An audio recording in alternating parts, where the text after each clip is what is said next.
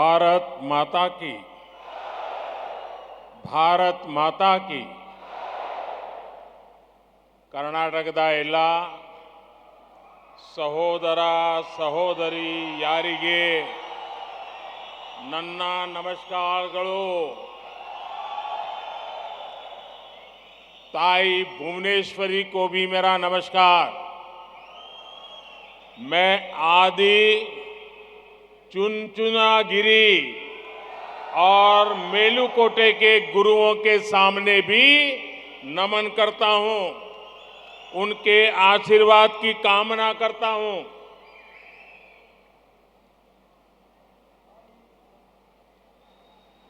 ತಾಯಿ ಭುವನೇಶ್ವರಿಗೂ ನನ್ನ ನಮಸ್ಕಾರಗಳು. ನಾನು ಆದಿಚುಂಚನಗಿರಿ ಹಾಗೂ ಮೇಲುಕೋಟೆಯ ಗುರುಗಳಿಗೂ ನಮನಗಳನ್ನು ಸಲ್ಲಿಸುತ್ತೇನೆ, ಅವರ ಆಶೀರ್ವಾದವನ್ನು ಬೇಡುತ್ತೇನೆ. बीते कुछ समय में मुझे कर्नाटका के अलग अलग क्षेत्रों में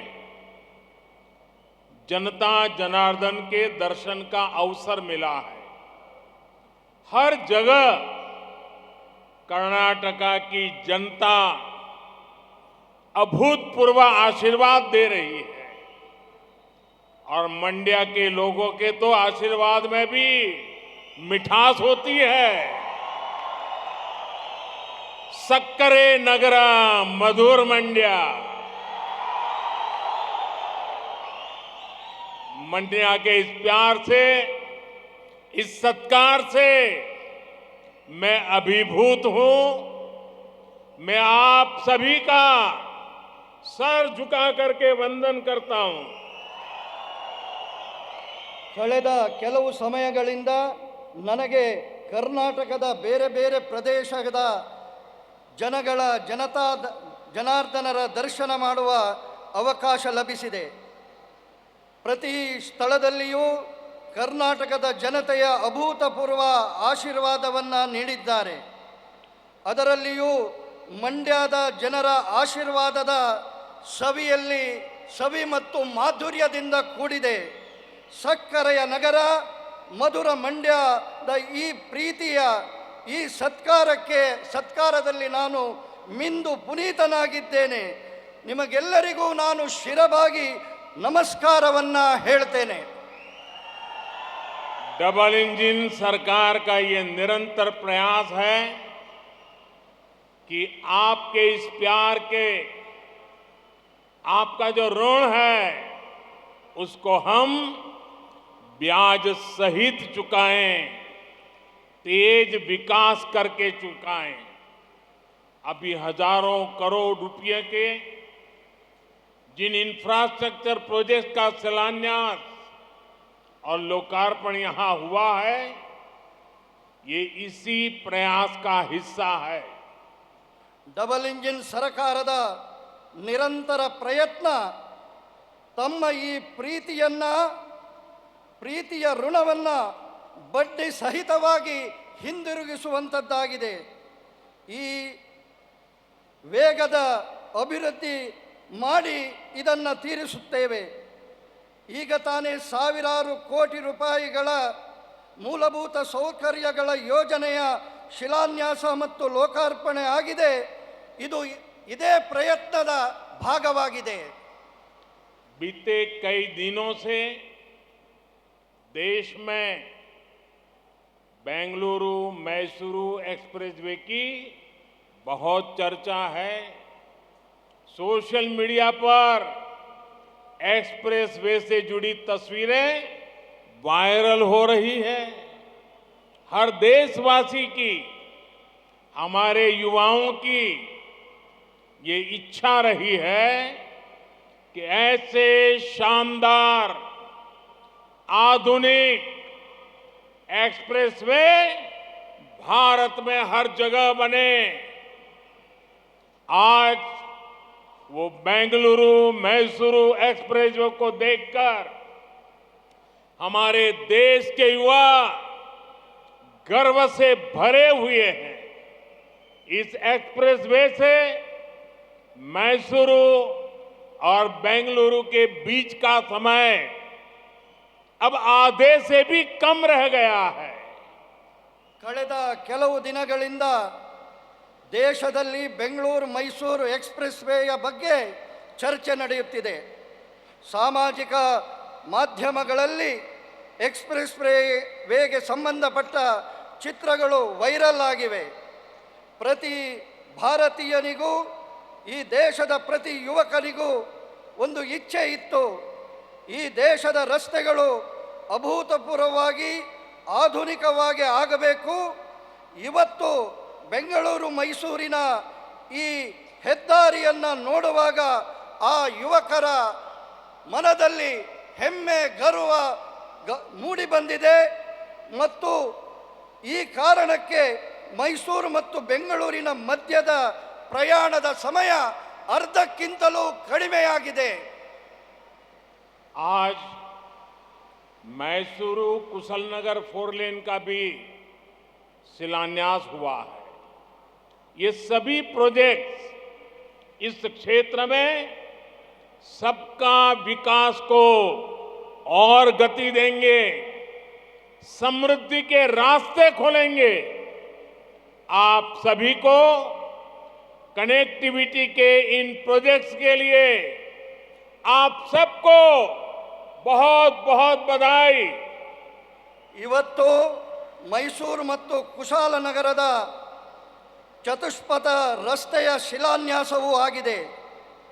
ಈ ಎಲ್ಲ ಯೋಜನೆಗಳು ಈ ಕ್ಷೇತ್ರದ ವಿಕಾಸದ ಜೊತೆಗೆ ವೇಗವನ್ನು ನೀಡುತ್ತದೆ, ಸಮೃದ್ಧಿಯ ರಹದಾರಿಗಳನ್ನು ತೆರೆಯುತ್ತದೆ. ನಿಮಗೆಲ್ಲರಿಗೂ ಈ ಸಂಪರ್ಕದ ಯೋಜನೆಗಳಿಗಾಗಿ ತುಂಬಾ ತುಂಬಾ ಅಭಿನಂದನೆಗಳು. भारत में जब भी इंफ्रास्ट्रक्चर के विजन से जुड़ी चर्चा होती है, तब दो महान विभूतियों का नाम हमेशा अग्रणी रहता है। कृष्णराजा वडियार और सर एम विश्वेश्वरैया, ये दोनों महापुरुष इसी धरती के संतान थे और उन्होंने पूरे देश को एक नई दृष्टि दी, ताकत दी। इन महान विभूतियों ने आपदा को अवसर में बदला, इंफ्रास्ट्रक्चर का महत्व समझा और ये आज की पीढ़ियों का सौभाग्य है। पूर्वजों की तपस्या का उन्हें आज लाभ मिल रहा है। ಭಾರತದಲ್ಲಿ ಯಾವಾಗ ಎಲ್ಲ ಮೂಲಭೂತ ಸೌಕರ್ಯಗಳ ದೂರದರ್ಶಿತ್ವದ ಜೊತೆಗಿನ ಚರ್ಚೆ ಆಗುತ್ತದೆ, ಆವಾಗ ಎಲ್ಲ ಇಬ್ಬರು ಮಹಾನ್ ವಿಭೂತಿ ಪುರುಷರ ಹೆಸರು ಅಗ್ರಣಿಯಲ್ಲಿ ಬಂದು ನಿಲ್ತದೆ. ಕೃಷ್ಣರಾಜ ಒಡೆಯರ್ ಮತ್ತು ಸರ್ ಎಂ ವಿಶ್ವೇಶ್ವರಯ್ಯನವರು. ಈ ಇಬ್ಬರು ಮಹಾಪುರುಷರನ್ನ ಈ ಪುಣ್ಯ ಭೂಮಿ ಭಾರತಕ್ಕೆ ನೀಡಿದೆ. ಈ ಮಹಾನ್ ಪುರುಷರ ಆಪತ್ತನ್ನ, ಸಂಕಷ್ಟವನ್ನ ಅವಕಾಶವಾಗಿ ಪರಿವರ್ತಿಸುವ ದೂರದರ್ಶಿತ್ವದ ಕಾರಣಕ್ಕೆ ಇವತ್ತಿನ ಪೀಳಿಗೆ ಅವರ ತಪಸ್ಸಿನ ಫಲದ ಲಾಭವನ್ನ ಅನುಭವಿಸ್ತಾ ಇದೆ. ऐसे ही महान व्यक्तित्वों से प्रेरित होकर आज देश में आधुनिक इंफ्रास्ट्रक्चर पर काम हो रहा है। आज भारतमाला और सागरमाला योजना से कर्नाटका बदल रहा है, देश बदल रहा है। जब दुनिया कोरोना की मुश्किलों से जूझ रही थी, तब भी भारत ने इंफ्रास्ट्रक्चर के बजट को कई गुना बढ़ाया है। इस वर्ष के बजट में तो रिकॉर्ड 10 लाख करोड़ रुपए हमने इंफ्रास्ट्रक्चर के लिए रखे हैं। ಇಂತಹ ಮಹಾಪುರುಷರ ಪ್ರೇರಣೆಯಿಂದ ಇವತ್ತು ದೇಶ ಆಧುನಿಕ ಮೂಲಭೂತ ಸೌಕರ್ಯಗಳ ಕೆಲಸವನ್ನು ಮಾಡ್ತಾ ಇದೆ. ಇವತ್ತು ಭಾರತ್ ಮಾಲಾ ಮತ್ತು ಸಾಗರ್ ಮಾಲಾದ ಯೋಜನೆಯ ಕಾರಣಕ್ಕೆ ಕರ್ನಾಟಕ ಬದಲಾಗುತ್ತಿದೆ, ದೇಶ ಬದಲಾಗುತ್ತಿದೆ.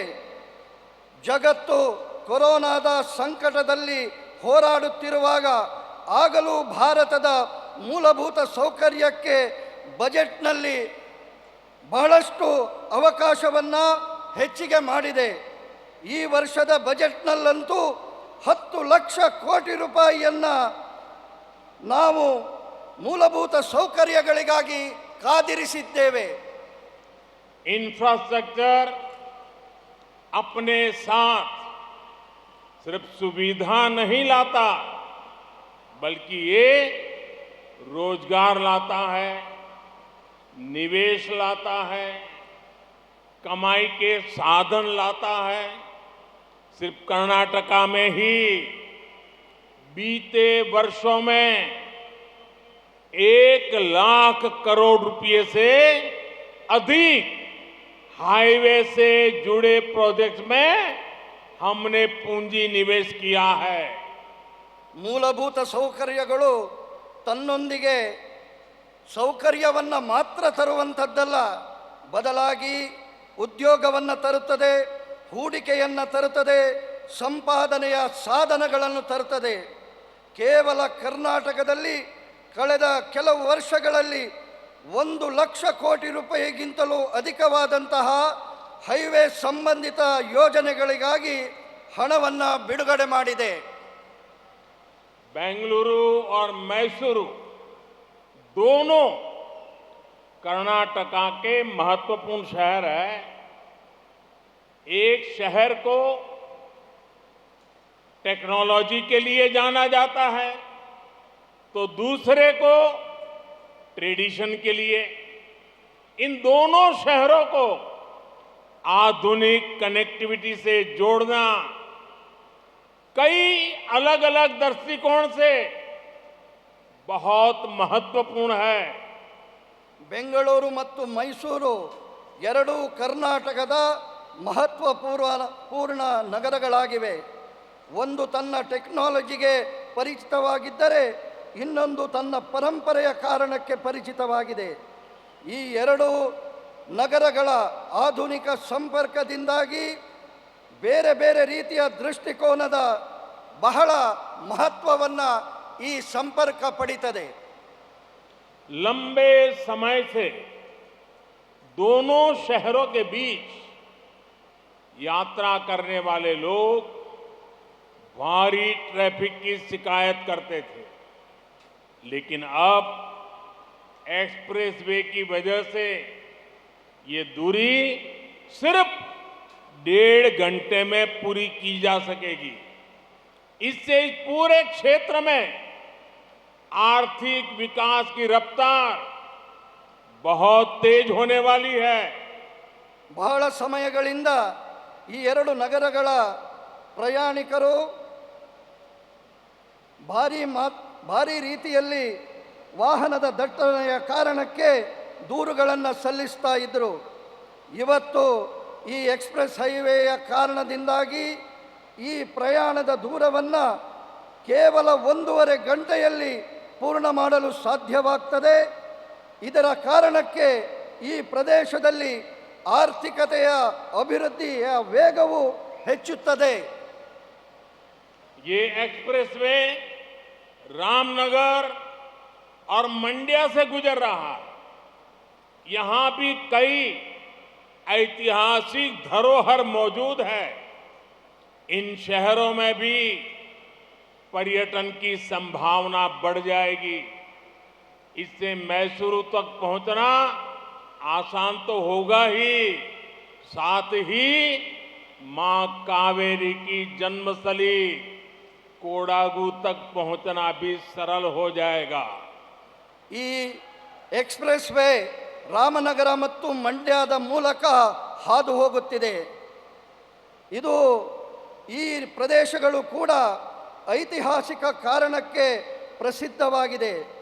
ಇದರ ಕಾರಣಕ್ಕೆ ಇಲ್ಲಿ ಪ್ರವಾಸೋದ್ಯಮ ಹೆಚ್ಚಾಗುವ ಸಂಭವವಿದೆ. ಇದರಿಂದಾಗಿ ಈ ಮಾರ್ಗದ ಮೂಲಕ ಕಾವೇರಿಯ ಜನ್ಮಸ್ಥಳವಾದ ಕೊಡಗಿಗೆ ಹೋಗುವಂತಹ ವ್ಯವಸ್ಥೆ ಸುಲಭವಾಗುತ್ತದೆ. अभी हम देखते हैं कि बरसात में लैंडस्लाइड के कारण वेस्टर्न घाट में बेंगलुरु का रास्ता अक्सर बंद हो जाता है. इससे इस क्षेत्र की पोर्ट कनेक्टिविटी प्रभावित होती है. मैसूरू कुशलनगर हाईवे के चौड़ीकरण से ये समस्या भी दूर हो जाएगी. अच्छी कनेक्टिविटी के चलते इस क्षेत्र में इंडस्ट्री का भी विस्तार बहुत तेजी से होगा. ನಾವು ನೋಡುತ್ತೇವೆ, ಮಳೆಗಾಲದ ಕಾಲದಲ್ಲಿ ಪಶ್ಚಿಮ ಘಟ್ಟಗಳಲ್ಲಿ ಭೂಕುಸಿತದ ಕಾರಣಕ್ಕೆ ಬೆಂಗಳೂರು ಮಂಗಳೂರು ರಸ್ತೆ ಆಗಾಗ ಬಂದ್ ಆಗ್ತದೆ. ಈ ಕ್ಷೇತ್ರದಲ್ಲಿ ಬಂದರಿನ ಜೊತೆಗಿನ ಸಂಪರ್ಕ ಈ ಕಾರಣಕ್ಕೆ ಪ್ರಭಾವಕ್ಕೆ ಒಳಗಾಗ್ತದೆ. ಮೈಸೂರು ಕುಶಾಲನಗರದ ಹೈವೇಯ ಅಗಲೀಕರಣ ಈ ಸಮಸ್ಯೆಯನ್ನು ದೂರ ಮಾಡುತ್ತದೆ. ಒಳ್ಳೆಯ ಸಂಪರ್ಕದ ಕಾರಣಕ್ಕೆ ಈ ಪ್ರದೇಶದಲ್ಲಿ ಕೈಗಾರಿಕೆಯ ವಿಸ್ತಾರವು ಬಹಳ ವೇಗವನ್ನು ಪಡೆಯುತ್ತದೆ. साल 2014 से पहले कांग्रेस की जो सरकार केंद्र में थी और मिलीजुली सरकार थी, भांति भांति लोगों के समर्थन से चल रही थी, उसने गरीब आदमी को, गरीब परिवारों को तबाह करने में कोई कसर बाकी नहीं छोड़ी थी. जो पैसा गरीब के विकास के लिए था, उसका हजारों करोड़ रुपए कांग्रेस की सरकार ने लूट लिया था. कांग्रेस को कभी गरीब के दुख दर्द से कोई फर्क नहीं पड़ा है. 2014ರ ಮೊದಲಿನ ಕೇಂದ್ರದ ಕಾಂಗ್ರೆಸ್ ಸರ್ಕಾರಗಳು ಬಡವರ ಬಗ್ಗೆ ಯಾವುದೇ ರೀತಿಯಲ್ಲಿಯೂ ಸಂವೇದನೆಯನ್ನು ತೋರಿಸಲಿಲ್ಲ. ಬಡವರ ದುಃಖ ನೋವುಗಳ ಪರಿಚಯ ಅವರಿಗೆ ಇರಲಿಲ್ಲ. ಕೇಂದ್ರದ ವಿಕಾಸಕ್ಕಾಗಿ ಬಡವರಿಗೋಸ್ಕರ ಕೊಟ್ಟಂತಹ ಸಾವಿರಾರು ಕೋಟಿ ರೂಪಾಯಿಯನ್ನು ಕಾಂಗ್ರೆಸ್ಸಿನ ಸರ್ಕಾರಗಳು ಲೂಟಿ ಮಾಡಿದವು. 2014 में जब आपने मुझे वोट देकर के सेवा का मौका दिया, तो देश में गरीब की सरकार बनी. गरीब का दुख दर्द समझने वाली संवेदनशील सरकार बनी. इसके बाद भाजपा की केंद्र सरकार ने पूरी ईमानदारी से गरीब की सेवा करने का प्रयास किया. गरीब के जीवन से मुश्किल कम करने का लगातार प्रयास किया. 2014ರಲ್ಲಿ ನೀವು ಮತವನ್ನು ನೀಡುವುದರ ಮೂಲಕ ನನಗೆ ನಿಮ್ಮೆಲ್ಲರ ಸೇವೆ ಮಾಡುವ ಅವಕಾಶವನ್ನು ಕಲ್ಪಿಸಿಕೊಟ್ರಿ. ಆಗ ದೇಶದಲ್ಲಿ ನಿಜವಾದ ಬಡವರ ಪರವಾದಂತಹ ಸರ್ಕಾರ ಅಸ್ತಿತ್ವಕ್ಕೆ ಬಂತು. ಬಡವರ ದುಃಖ ನೋವುಗಳನ್ನು ಅರ್ಥ ಮಾಡಿಕೊಳ್ಳುವ ಸಂವೇದನಾಶೀಲ ಸರ್ಕಾರ ಬಂತು. ಇದರ ನಂತರ ಬಿಜೆಪಿಯ ಕೇಂದ್ರ ಸರ್ಕಾರ ಪೂರ್ಣ ಪ್ರಾಮಾಣಿಕತೆಯ ಜೊತೆಗೆ ಬಡವರ ಸೇವೆಯನ್ನು ಮಾಡುವ ಪ್ರಯತ್ನ ಮಾಡ್ತಾ ಇದೆ. ಬಡವರ ಜೀವನದ ಕಷ್ಟಗಳನ್ನು ದೂರ ಮಾಡುವಂತಹ ಪ್ರಯತ್ನ ಮಾಡ್ತಾ ಇದೆ. गरीब के पास पक्का घर हो, गरीब के घर में नल से जल आए, उज्ज्वला का गैस कनेक्शन हो, बिजली कनेक्शन हो, गांव तक सड़कें बने, अस्पताल बने, इलाज की चिंता कम हो, इसे भाजपा की सरकार ने सर्वोच्च प्राथमिकता दी है। ಗರೀಬ್ ಬಡವನಿಗೆ ಸ್ವಂತ ಮನೆ ಇರಬೇಕು, ಮನೆಗೆ ನಲ್ಲಿ ನೀರಿನ ಸಂಪರ್ಕ ಇರಬೇಕು, ಅವನ ಬಳಿ ಉಜ್ವಲಾದ ಗ್ಯಾಸ್ ಕನೆಕ್ಷನ್ ಬೇಕು, ವಿದ್ಯುತ್ತಿನ ಕನೆಕ್ಷನ್ ಬೇಕು, ಗ್ರಾಮೀಣ ಪ್ರದೇಶಗಳಿಗೆ ರಸ್ತೆ ಬೇಕು, ಆಸ್ಪತ್ರೆಗಳು ಆಗಬೇಕು, ಅವರ ಚಿಕಿತ್ಸೆಯ ಚಿಂತೆ ದೂರ ಆಗಬೇಕು. ಇದನ್ನು ಬಿಜೆಪಿಯ ಸರ್ಕಾರ ಸರ್ವೋಚ್ಚವಾದಂತಹ ಪ್ರಾಥಮಿಕತೆಯನ್ನು ಆದ್ಯತೆಯನ್ನು ನೀಡಿದೆ. बीते 9 वर्षों में भाजपा सरकार की योजनाओं से करोड़ों गरीबों का जीवन आसान हुआ है।